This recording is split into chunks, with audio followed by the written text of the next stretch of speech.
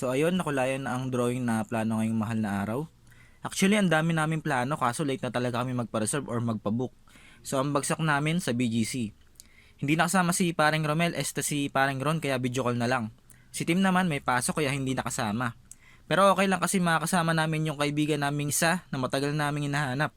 Si X. Wala talaga kaming masyadong alam sa BGC kaya go with the flow lang.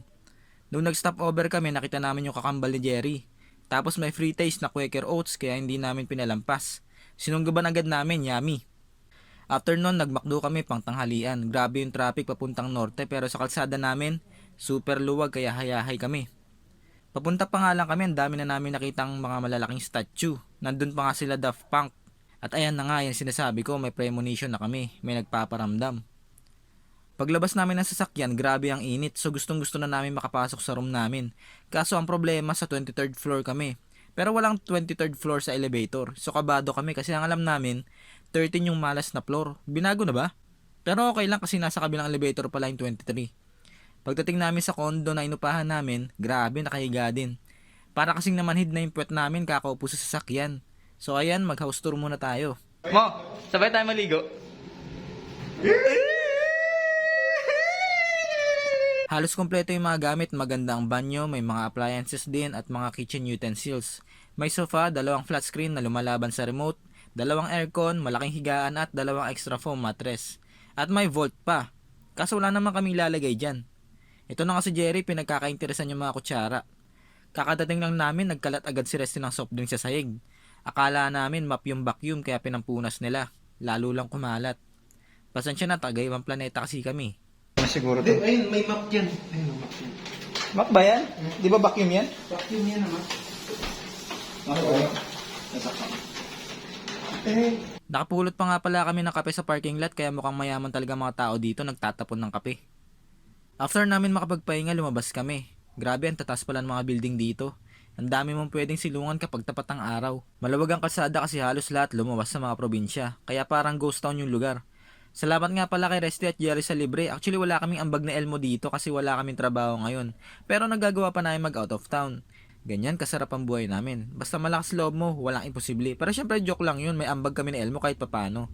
Ako lang talaga wala. Pero habang naglalakad kami, nakapulot ako ng 600 sa gilid. Kaya naman tuwang-tuwa kami at may pang-ambag na din ako. Ganito pala dito, makakapulot ka lang ng pera basta malinaw mata mo. Lumabas kami kasi kailangan namin mag-grocery kasi wala kaming pagkain na binaon. Sarado pala mga mall dito kaya uhaw na uhaw kami tapos trick na trick pa yung araw. On the way na si X galing sa Pasay kaya sinabihan namin siya na magdala ng tubig, total sa Nature Spring naman siya nagtatrabaho. Kaya sigurado kahit 10 kilo ng tubig makakapagdala siya. At ito na nga dumating na si X. Selfie muna kahit haggard na.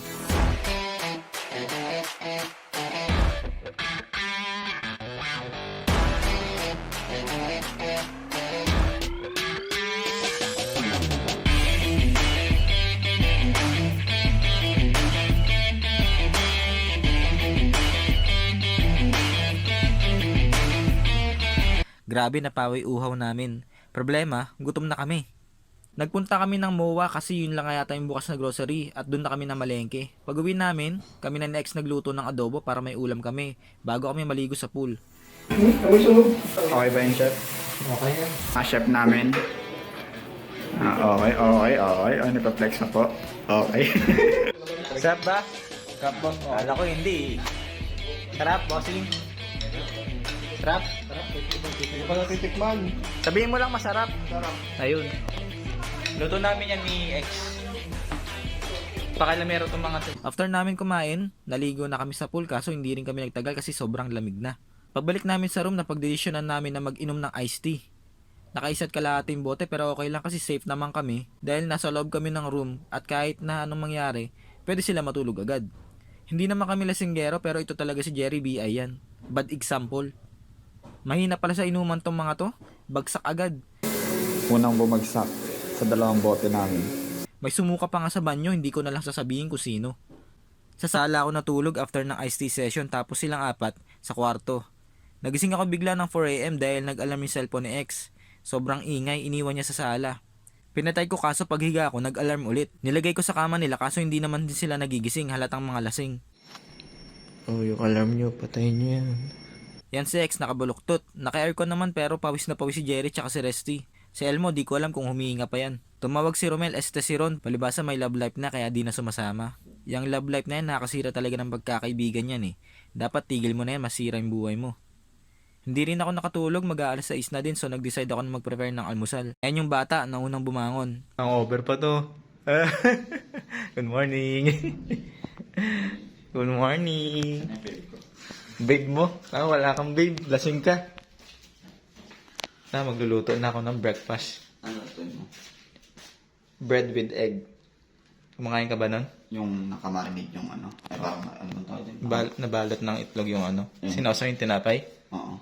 Tapos pinunas sa puwet. Oo. Hasta naman sa parang pagitan ng pet. Gusto mo yan? Okay, lutuin natin yan. Morning. Mo, sexy oh. Yay! Breakfast. Ito yung ano namin, yung katulong namin, kasambahay namin oh. Sipag pala na ito. Sir, baka pwede ako mag-body, sir? Hindi pwede. Kabali mo lang kagabi. Nakalimutan namin patuyuin yung mga ginamit namin panligo sa pool kagabi. So nagtry kami na gamitin yung automatic washing machine. Kaso taga-bundok nga kami kaya hindi namin alam kung paano paganahin. Buti na lang marunong tong kano namin. Kaso pinaglaruan next yung pindutan habang gumagana. Muntik na namin di makuha yung mga damit sa loob. Ayaw nang bumukas ng pintuan. Buti na lang IT sa Elmo, expert yan sa paggawa ng mga sirang electric fan. Kaya nakuha namin yung mga short namin at sinampay na namin sa bintana para makita ng mga tao sa kabilang building. After nyan, kumain na kami ng tanghalian at kailangan na namin umuwi dahil hanggang 12 PM lang kami sa kondo. Nauna namin hinatid si X sa kaya niya pa uwi. Malungkot man, at least nakapagbanding kami kahit saglit.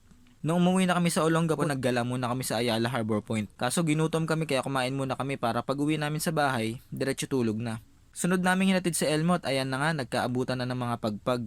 Kinuha niya yung noodles from Vietnam na dala ni Resty. Sunod naman si Jerry. Kinuha niya yung chocolate na may buko sa loob. Tapos ako huling hinatid ni Resty. Sa akin pinadala yung mga natirang pagpag at iced tea. Inumin daw namin next time. So back to normal na, at least nakapag-relax naman kami at nakapag-banding. Yun naman ang importante. May Pasko at bagong taon pasok. Kita-kita ulit kami bukas. De, joke lang.